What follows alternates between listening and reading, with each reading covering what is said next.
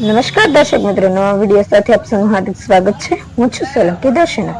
Botad SP officer અને police સ્ટેશનની થોડા જ દૂર સાળંગપુર ગામના રસ્તા પર ખુલ્લેઆમ દારૂ વેચાઈ રહ્યો છે અને પોલીસ ત્યાં હોવા છતાં પણ કોઈ કાર્યવાહી ન કરે અને નજર સામે થતા ગેરકાયદેસર ધંધાને જોઈને પણ ચૂપ રહી જાય એવો સીધો આક્ષેપ સ્થાનિક લોકોમાં ઉઠ્યો છે।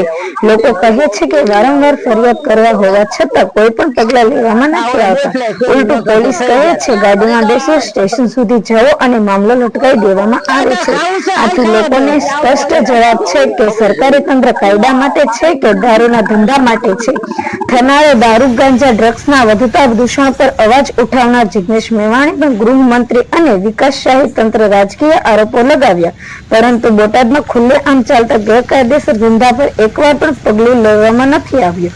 લોકોની સીધી માંગ છે કે પોલીસ એસપી ઓફિસ પાસે જ ચાલતા દારૂના ધંધા પર તત્કાળ કડક કાર્યવાહી કરો અને અવાજ ઉઠાવનારને બદનામ ન કરો। પત્રકાર જયદેવી મંદિર, બોટાદ।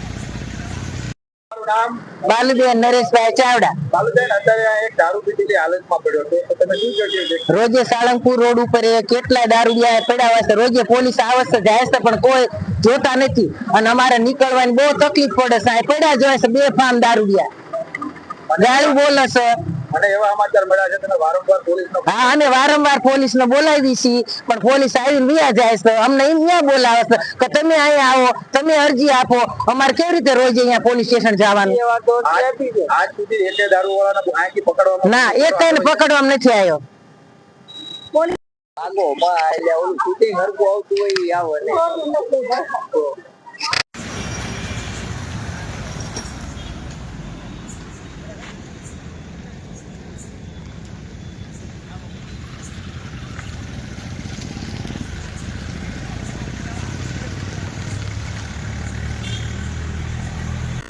હા, ઓલા ડોફલાય કર્યું ન કરતો થઈ જાય।